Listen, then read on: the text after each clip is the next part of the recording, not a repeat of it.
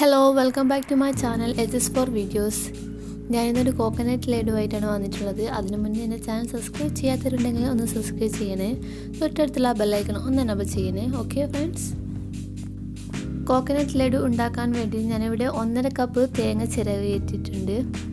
അത് ഞാനൊരു പാനിലേക്ക് ഇടുകയാണ്.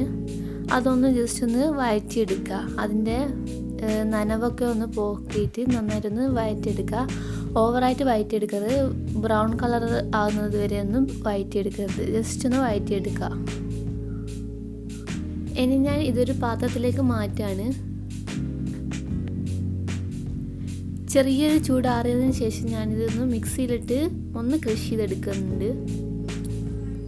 ഓവറായിട്ട് ക്രഷ് ചെയ്യാൻ പാടില്ല, ജസ്റ്റ് ഒന്ന് ക്രഷ് ചെയ്തെടുക്കുക.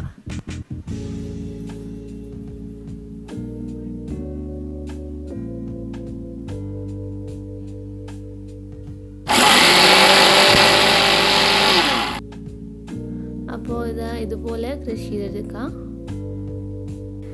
ഇനി ഞാനൊരു പാൻ വെച്ചിട്ടുണ്ട്. അതിലേക്ക് 2 ടേബിൾ സ്പൂണ് നെയ്യ് ഇട്ട് കൊടുക്കുന്നുണ്ട്.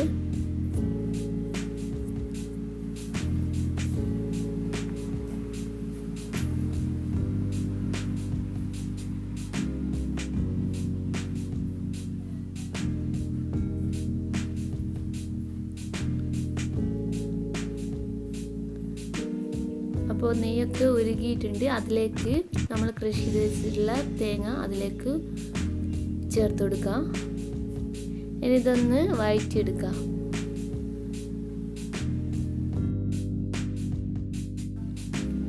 ഇനി ഞാൻ ഇതിലേക്ക് 1/2 കപ്പ് വെള്ളം കൂടി ചേർത്ത് കൊടുക്കുന്നുണ്ട്.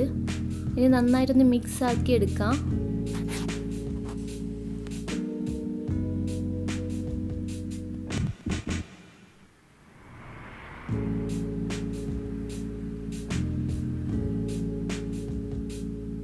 ഈ വെള്ളമൊക്കെ ഒന്ന് വറ്റിച്ച് ഡ്രൈ ആക്കി എടുക്കുക. ഇതിലേക്ക് ഞാൻ ഒരു 3 ടേബിൾ സ്പൂൺ പഞ്ചസാരയും കൂടി ചേർത്ത് കൊടുക്കുന്നുണ്ട്.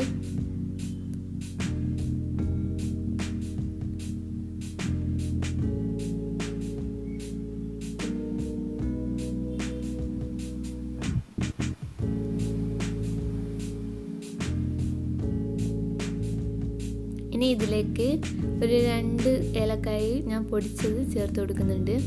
ഇത് ഫ്ലേവറിന് വേണ്ടിയിട്ടാണ്, ഇഷ്ടമില്ലാത്തവർക്ക് ഒഴിവാക്കാം. പിന്നെ ഇതിലേക്ക് ഒരു 1/4 കപ്പ് പാൽപ്പൊടിയും കൂടി ഞാൻ ചേർത്ത് കൊടുക്കുന്നുണ്ട്.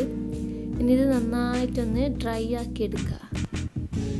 കട്ട പിടിക്കാതെ നന്നായിട്ടൊന്ന് ഇളക്കി കൊടുക്കുക. അപ്പോൾ നന്നായിട്ട് ഡ്രൈ ആയിട്ട് വന്നിട്ടുണ്ട്.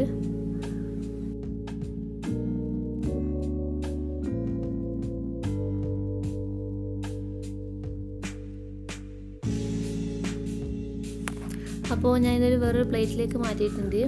ജസ്റ്റ് ഒരു ചൂടാറിയതിന് ശേഷമാണ് ഞാനിത് ബോൾസാക്കി എടുക്കുന്നത്. നന്നായിട്ട് ചൂടാറേണ്ട ആവശ്യമില്ല, അപ്പോൾ നമുക്ക് ബോൾസായി കിട്ടില്ല. ഒരു ചെറിയൊരു ചൂട് വേണം. അപ്പോൾ ഇത് നന്നായിട്ടൊന്ന് ബോൾസാക്കി എടുക്കുക.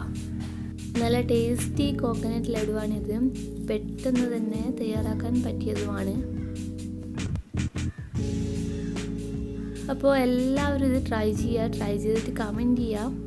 പിന്നെ നിങ്ങൾക്ക് ഡെക്കറേഷന് വേണ്ടിയിട്ട് വേണമെങ്കിൽ കുറച്ച് നട്ട്സൊക്കെ അതിൻ്റെ മുകളിലായിട്ട് വെച്ചെടുക്കാം. അപ്പോൾ എല്ലാവരും ട്രൈ ചെയ്യണം, കമൻറ്റ് ചെയ്യണം, ലൈക്ക് ചെയ്യണം. അപ്പോൾ നല്ല നല്ല വീഡിയോസുമായി നമുക്ക് വീണ്ടും കാണാം. Thank you for watching. Bye bye.